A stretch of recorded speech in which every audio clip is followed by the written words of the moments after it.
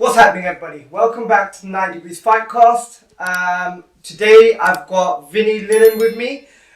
Vinnie, thank you for joining us. Vinnie's a purple belt in Jiu-Jitsu. I've trained with him not for a little while, but Vinnie's been making moves, he's been going to competitions, and we're going to find out a little bit more about him. So, Vinnie, tell me a little bit more about yourself. So, I've been doing Jiu-Jitsu for about 4 years, and you've trained at Spencer's before, Yeah. so that's the only place I've ever trained. So I went there, actually, to be fair, I went to train at a different gym nearer to me, but I had a bad experience. Then I went with a friend I was helping him lose some weight by doing some boxing pads. Yeah. He was doing a few wrestling drills, and then we both went to Spencer's. I fell in love with it, and then he sort of dropped off, started doing his own thing, had the uni life going on, and obviously that gets busy. I chose not to go uni, but I look at this as my sort of degree. Education degree. Yes. Jiu-Jitsu is a whole course in itself, isn't it? Yeah, A definitely. long-term course. So what, you were doing striking and what, boxing or before? Or? Actually, before I was playing football. Yeah. And I played football from about 7 years old all the way up to about 18.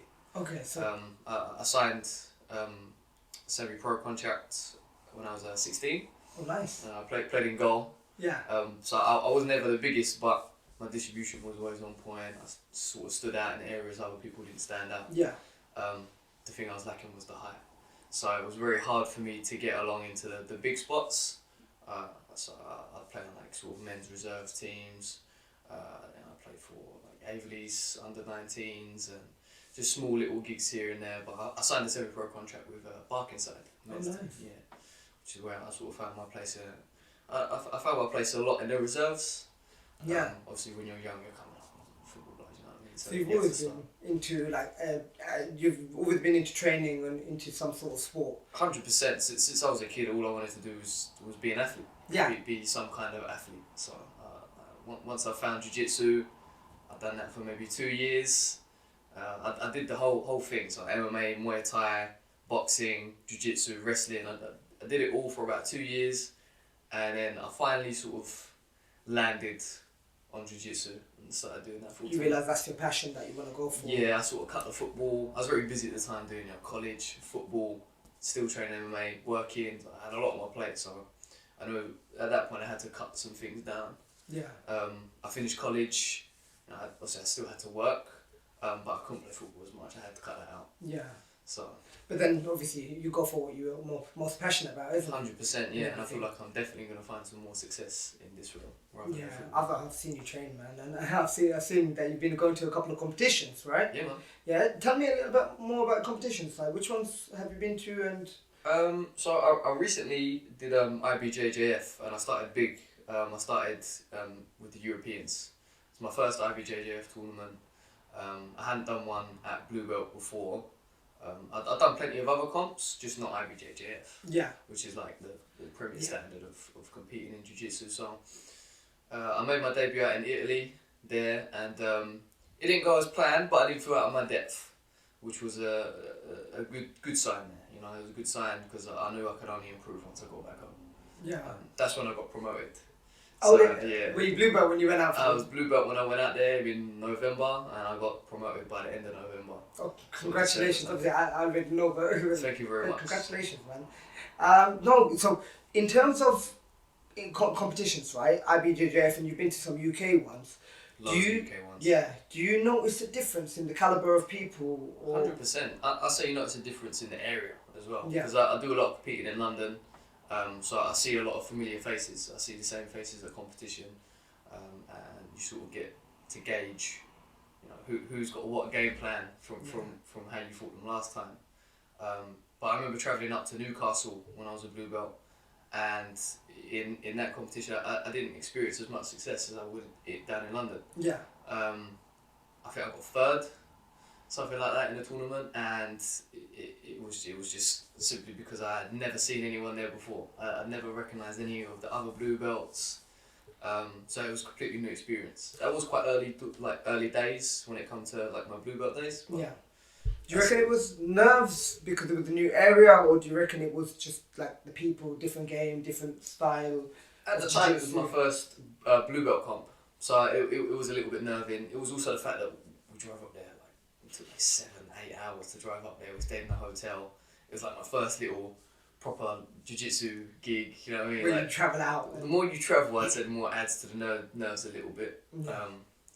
It's like a build-up, isn't it? When you drive, definitely a build-up, especially when you're with your boys, you know what I mean? You're all trying to stay relaxed, or like at the time, there was 3 of us guys who was all cutting weight as well, do you know what I mean? So we're all starving, we're all tired after 7 hours of driving. Yeah. Got back home, all slept, and then the day after was just complete focus, you know.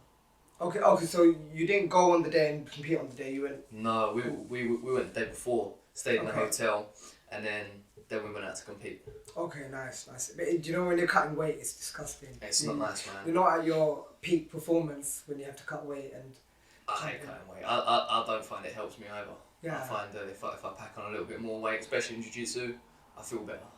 You know? Yeah, jiu-jitsu is one of the games you need a bit of like weight on you and... Yeah, you need some muscle, man. You need to be explosive, you know what I mean? And I feel that you need to be fully fed too. 100%, yeah, no, you can't concentrate if you're hungry, man. That's what I noticed. I can't concentrate if I'm not on a full stomach. So on that topic then, how do you deal with your competitions? Like, how do you prepare for your competitions? Train. Train. It's just, the more you train, the more confidence you have that you're not going to fail. Yeah. You know what I mean? So, I know if I've missed a few sessions in the build up towards comp, I'm not gonna be feeling as confident going into it. I'll still go into the competition, of course, yeah. And I'll still give it my all, but I won't feel confident unless I know I've put in the work. So do you change up your style of training? So like, usually you go to your normal classes, etc. Do you start doing competition drilling? Do you go to any competition classes? Yeah, definitely. So in the weeks building up, in sort of the closer weeks, I'll grab one of my training partners and we'll do some more drills, more live reactive drills instead of drilling new techniques. Yeah. It's important. The way my coach Spencer, the way he teaches is all systematic learning. So we'll learn an entire system, we'll drill it until we've got it, and then we'll move on. Yeah. And once it's being applied in sparring, Spencer will see that, and then we'll move on to the next system.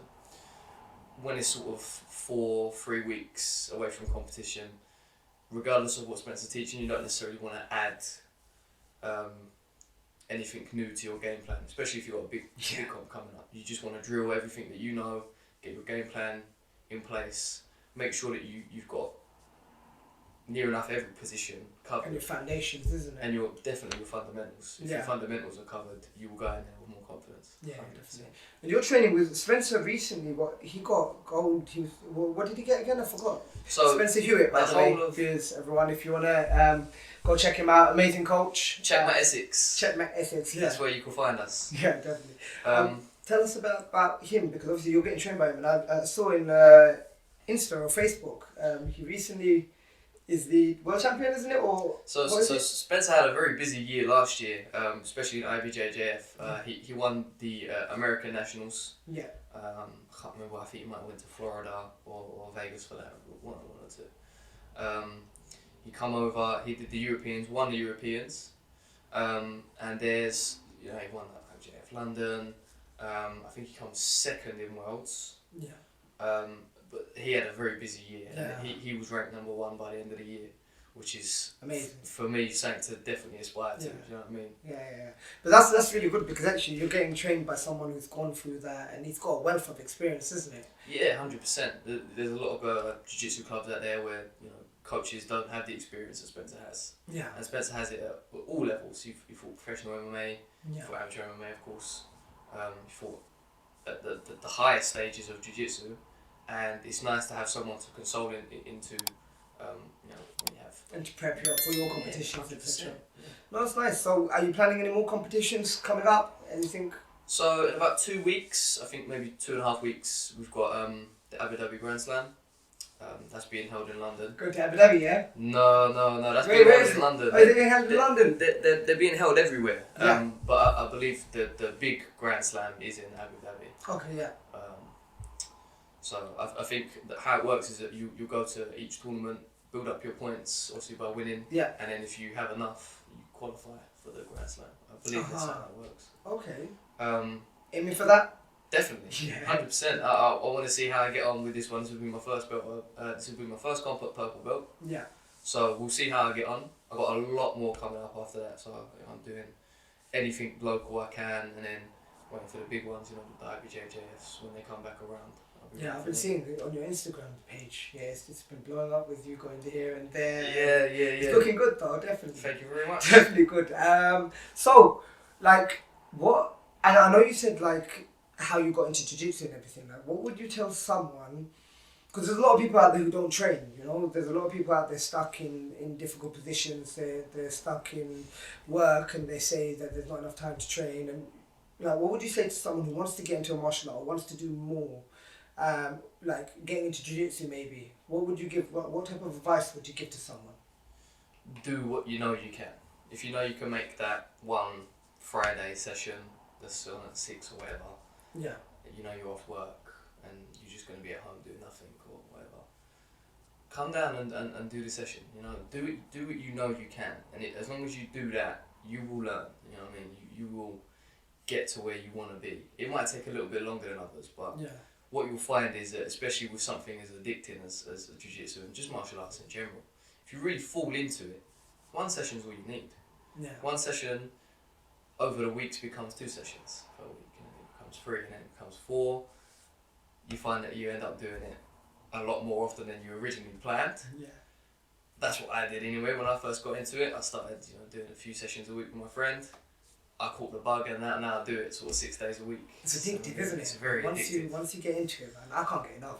Yeah, I love it. Life things come up. This is the thing. Is like again, going on to you. Is for me, is no matter what happens in life, even if you like fall off the train for a week or 2, you get back on. You like even if you get injured, right? You still go, don't you? You have to watch, or at least you partake. So in some way. It depends on the severity of the injury. Yeah. But if I get injured, I will mostly work around it.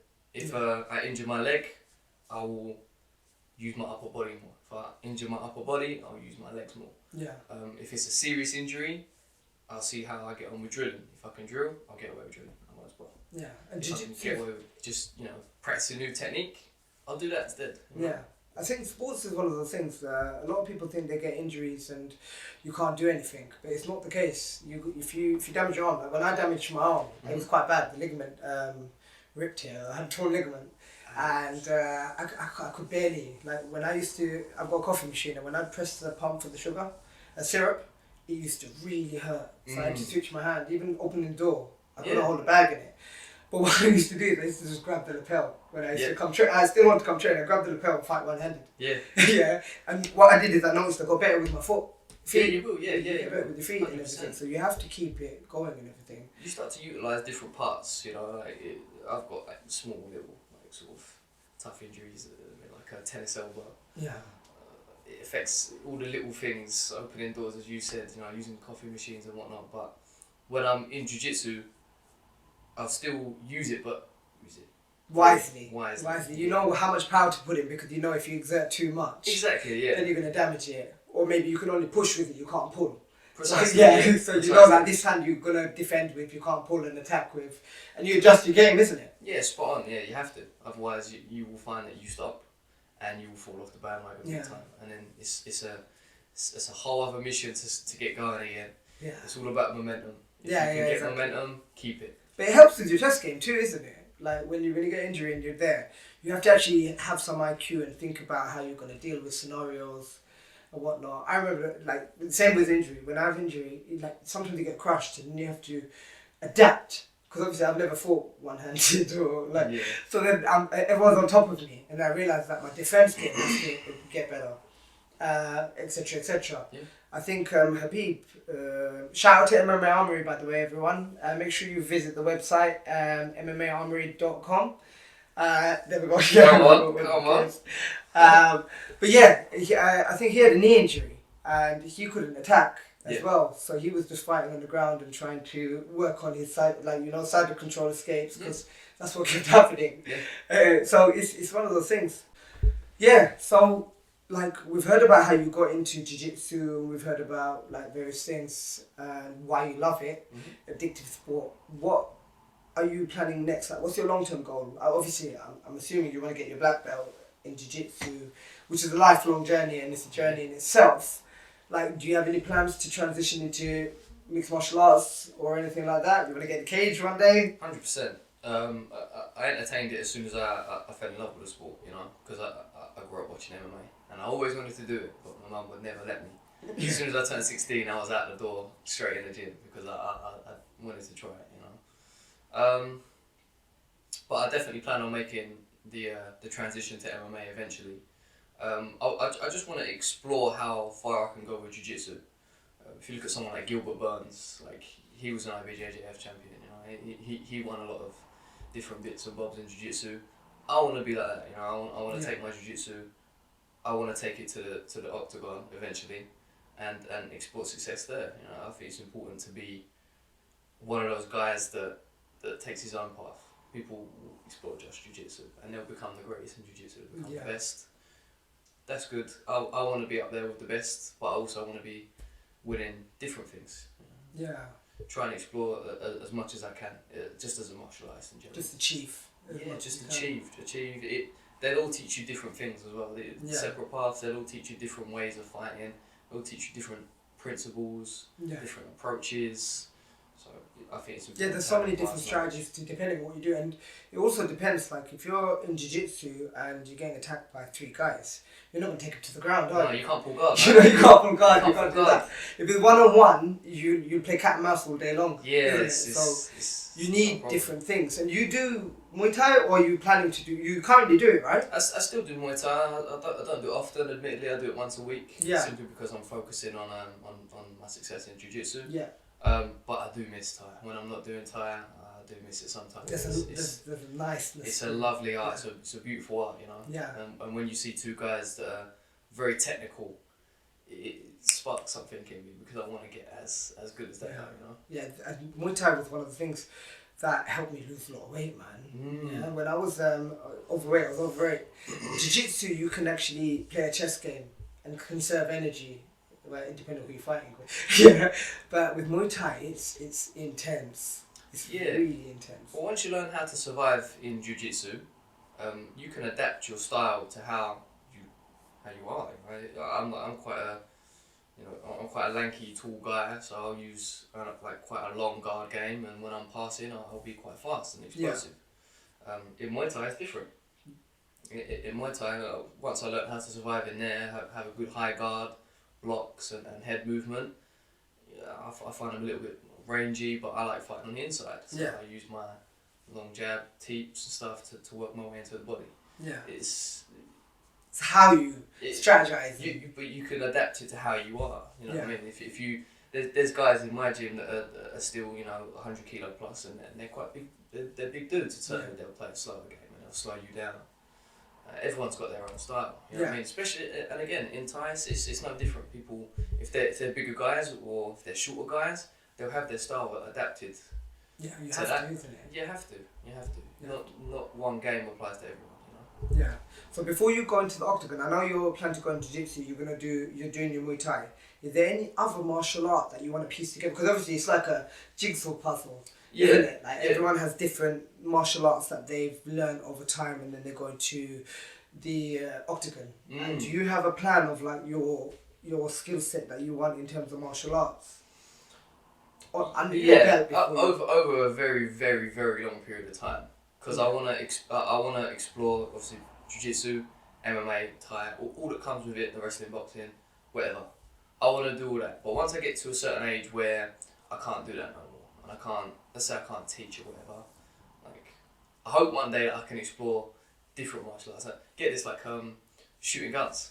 That's a whole martial art in itself, because there's a whole discipline to shooting, there's a whole discipline to having a trigger finger, keeping everything on safety. I didn't know that. Small things, I would see something like that as a martial art. So hopefully once I get to a stage in my life where I'm quite comfortable, I'm like teaching class, got a little bit of free time, I'll explore something like that. I'll also explore things like a scrimmer, because once I get to an age where I can't use my body as I once used to, I think utilising weapons and having a discipline with weapons is a good idea, especially as you're an older gent, you know what I mean? As time passes, you do get weaker, you do deteriorate. You might need that upper advantage. Yeah. Yeah, no, that makes sense. So like you were saying, your mum, like after all of this, like I've heard about this, your mum didn't want you to go in to No. martial arts. No, she didn't. Yeah. So has anything changed? Because obviously I've seen you've been successful. Obviously you've had like wins, losses, and you've had a history now in jiu-jitsu. And you're only 20 years old, right? Yes. 20 years old. You're young, and you've done a lot. I'm really impressed. Thank you. Yeah. How does your mum feel about it now? Has anything changed? Growing up, when I was young and I proposed the idea of going to a gym, she said no straight away. She said it's a full sport. You're going to get your head beaten, you're going to get injured, you're going to get all mangled. Yeah. And while she's not wrong, Yeah. it's ultimately something that I love to do. And once I gave it a go, I went, put all my eggs into this basket. I put full effort forward, experience success. She's very proud. She's proud when I come home from competition and I have a gold medal or I won like a small competition, but I got a belt. And when I come home, she was very excited. So she encourages me. She definitely encourages me now. But on the days where I come home and I complain about my injury, she goes, "Oh, you're training too much. That's why." Like full sport, and I'm like, oh. Do you know his mums will always have that care? Definitely. They'll always, no matter what, when you're injured, they'll tell you off and say, "See, this is why," etc. It goes back and forth, right? And then you come back with the medal or you come back with the win. You're the best son ever. Yeah. Very proud of you. Yeah. I don't know what it's like because I'm not a parent. But I imagine I'll probably have that same concern when I eventually take that step. Yeah, exactly. I imagine as a parent, I'm not a parent either, but I can imagine like the only people I see, even when Habib fights or anyone I know fights, you got that defense, like you want them to just round and pound and you want them to win. You want them to win so bad, but you want them to win because you don't want to see them get beat up. Yeah, and you want them to do their best, and you know that you want that win for them because that's going to make them happy. 100%. So imagine your own child. You're gonna you're gonna really back up. Yeah. Gonna jump in there. That's what they always say, innit? Like parents, siblings, they always say, "Oh, I wanted to jump in there and fight for you." Yeah. But that's a good thing. That's love, isn't it? And you're surrounded by love. In terms of like, obviously you've got your family support, etc. But now your mum's like in there. Who's your biggest inspiration? Like, was it boxing? Was it someone from boxing? Was it MMA? Like, who would you say got you into that martial arts field? I tell you what, when I first started watching John Jones because I was a big fan of just how dominant you could be and how just unstoppable and force you could be at such a young age. I fell in love with that idea. But in terms of idols, I just idolised those who worked the hardest. Floyd Mayweather's, they've heard of David Goggins. Yeah. He works until he can't work anymore, and I like that idea. Yeah. Although it can cause me some injuries sometimes. I'm young, I heal like Wolverine, so I'm just gonna keep going, you know what I mean? Man, I've got past that age. I'm utilising how much I can heal now as a young man because I know I'm not gonna have it as I get older. Yeah. So, people that work hard, athletes that work hard, I aspire to hard-working athletes. I don't necessarily have any idols in combat sports in particular. I said Floyd, obviously I look up to Gilbert Burns because he's taken a similar sort of path.